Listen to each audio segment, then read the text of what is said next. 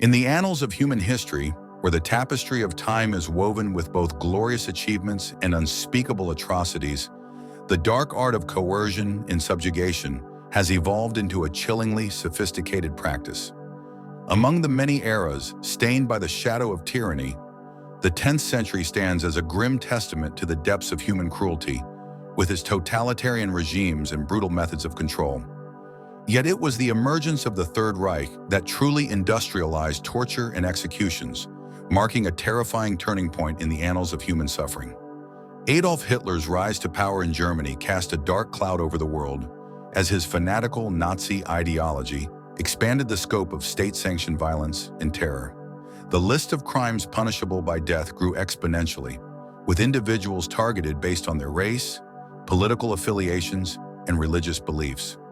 The concentration camps, symbols of the Nazi regime's depravity, became theaters of unimaginable horror, where the line between life and death blurred amidst the relentless torment. Within the barbed wire confines of these camps, prisoners endured a living nightmare. Back-breaking labor, starvation, and brutal physical abuse were the daily fare, pushing the inmates to the brink of human endurance. But their suffering did not end there. They became unwilling participants in the macabre experiments of German doctors who treated human lives as disposable commodities.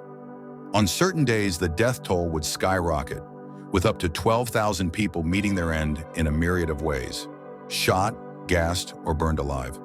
The crematoria, operated day and night, became the grim furnaces where the remains of the victims were reduced to ash, erasing all traces of their existence. The cruelty of the Nazis knew no bounds, and even the innocence of children was not spared. Janov Garon, a survivor of the horrors, offered a chilling account at the Nuremberg trials. He recalled the fateful day in July 1943 in the infamous Birkenau camp when 164 boys were selected and taken away, their fate forever shrouded in mystery. In the occupied territories, the Nazis employed a timeless tactic, taking hostages to secure their dominance.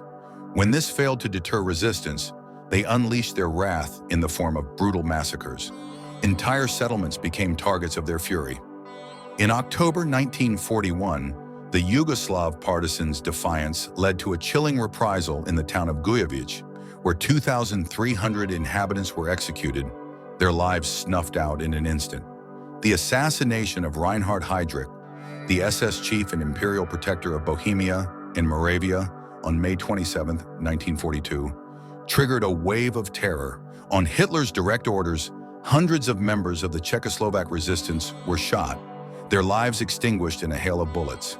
The villages of Lidice and Ležáky were erased from the map, their residents brutally murdered, leaving behind a haunting silence. The occupied territories of the USSR bore witness to the zenith of Nazi cruelty.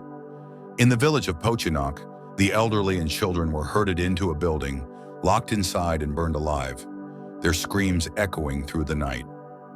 Kamenets-Podolsk, on August 29, 1941, became a graveyard for approximately 11,000 souls, their lives brutally cut short by the Nazi executioners.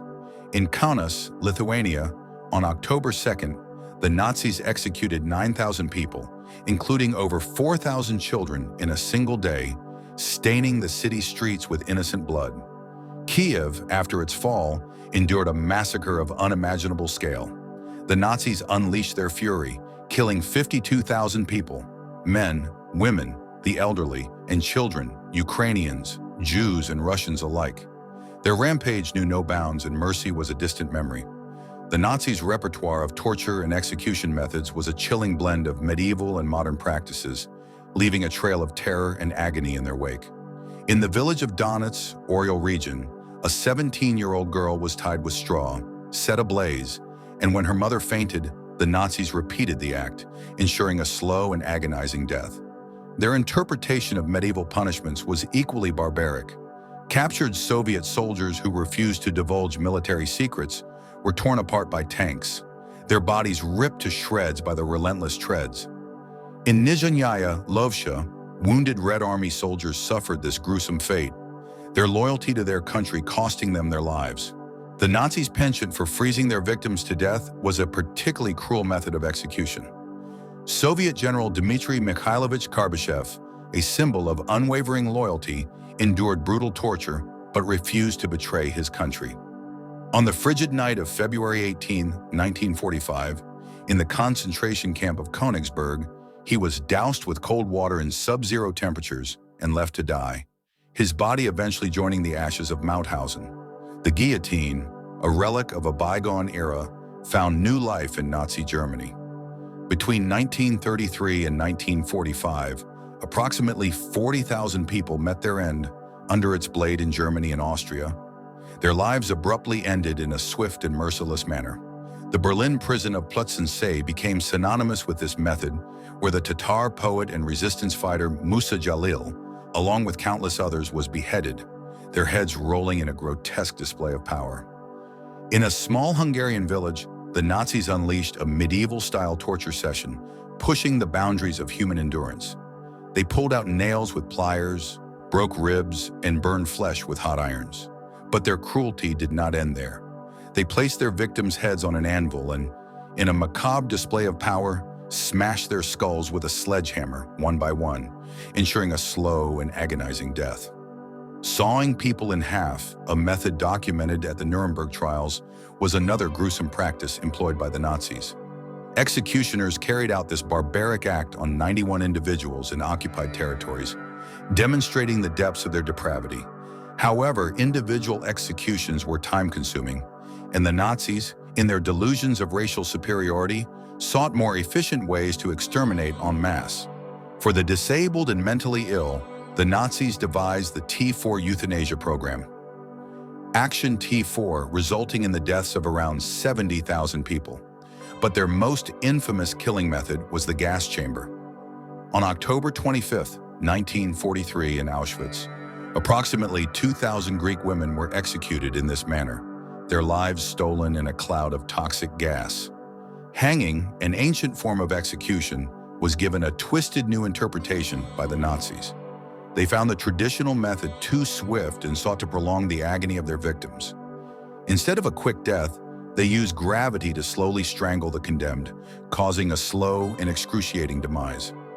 This method was employed against members of the Red Orchestra, the Soviet Union's intelligence network, as a form of psychological warfare. The Nazis later refined this method, replacing ropes with thick metal piano strings, increasing the suffering of those hanged. 8 German officers who dared to challenge Hitler's rule in 1944 met their end in this manner, their attempted assassination attempt ending in a prolonged and agonizing death. In the aftermath of World War II, the leaders of Nazi Germany faced justice at the Nuremberg trials. They too were hanged, but in a traditional and humane manner, with ropes. This served as a symbolic gesture of the rule of law and a stark contrast to the atrocities they had perpetrated. It is crucial to remember the staggering scale of the Nazi genocide. During World War II, approximately 20 million people from 30 countries passed through death camps, their lives forever altered or extinguished.